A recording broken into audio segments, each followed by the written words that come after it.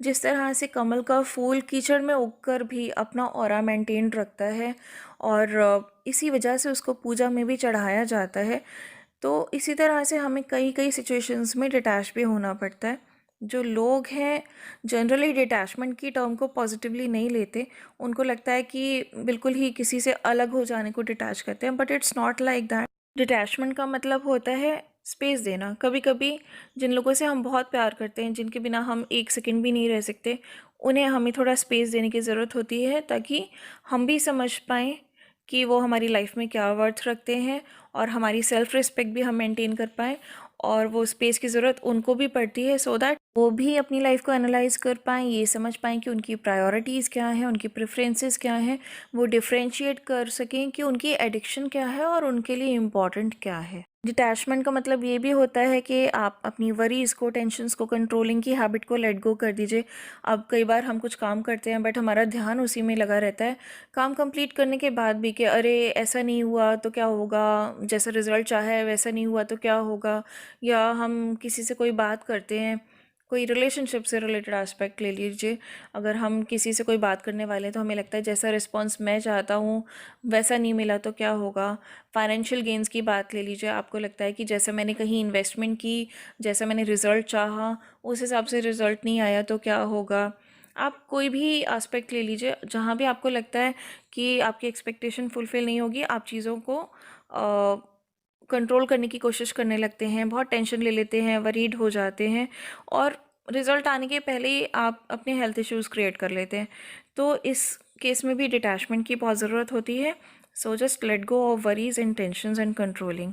Detachment इसलिए ज़रूरी होता है ताकि आप हर समय टेंशन में ना रहें, आप अपनी एनर्जीज़ को जो सही जगह है वहाँ पर फोकस करिए, जहाँ पे चीज़ें आपके कंट्रोल में हैं आप वहाँ पर अपनी एनर्जीज़ को यूटिलाइज़ कीजिए, यूज़ कीजिए। लेकिन जो चीज़ें आपके हाथ में नहीं है वहाँ पे आप अपना बेस्ट देकर गॉड को सरेंडर्ड हो जाइए। गॉड को सरेंडर करने का ये पर्पस नहीं होता है कि हम हाथ पे हाथ धर के बैठ गए और बस हमने सब कुछ भगवान पे छोड़ दिया और भगवान को हमारी लाइफ में कोई इंटरफेरेंस करके दिखाना होता है कि वो कितने इम्पॉर्टेंट है। It's never like that. God को सरेंडर करना इसलिए इम्पॉर्टेंट होता है सो दैट आप हर वक्त टेंशन में ना रहें, वरीज में ना रहें, आप अपने अंदर एक फेथ डेवलप कर पाएँ अपने लिए भी और यूनिवर्स के लिए भी कि अब मैंने अपना बेस्ट कर दिया है, बेस्ट वर्जन मैंने अपना बन के दिखा दिया है। जो कुछ मैं बेस्ट अपनों के लिए कर सकता हूँ, अपने लिए कर सकता हूँ, वो मैंने सब कर दिया है। अब इसके आगे मुझे विश्वास है कि यूनिवर्स कहीं है, भगवान है, जो भी बिल्कुल सही होगा, जो मैं डिज़र्व करता हूँ और जो भी सबके बेटरमेंट के लिए होगा वो रिज़ल्ट ज़रूर सामने आएगा। और सरेंडर का एडवांटेज ये होता है कि फिर आप चीज़ों में कंट्रोलिंग करना बंद कर देते हैं। बहुत सारी चीज़ें जो आपको ऐसा नहीं लग रहा होता इन फिज़िकली देखने में कि वर्कआउट कर रही हैं, बट इंटरनली वो वर्कआउट कर रही होती है, एनर्जेटिकली उनमें कुछ ना कुछ प्रोग्रेशन हो रहा होता है, बट आप कुछ ना कुछ अपना इंटरफेयर करके उसमें कंट्रोलिंग करके चीज़ों को बिगाड़ देते हैं। तो when you move into the mode of surrender, तब आपकी ये कंट्रोलिंग की हैबिट चली जाती है और चीज़ें सही टाइम पर वैसे ही वर्कआउट करती हैं जैसी आपने मेहनत की होती है। रिलेशनशिप्स में भी डिटैचमेंट इज़ लाइक कि अगर हमारा कोई अपना किसी गलत चक्र में फंस गया है और हम उन्हें समझा रहे हैं वो नहीं समझ रहे, तो इट्स नॉट लाइक कि हम भी उनके साथ साथ उस चक्र में फंस जाएंगे जस्ट बिकॉज कि हम उनको अकेला नहीं छोड़ सकते, उसमें हम उनसे बहुत प्यार करते हैं।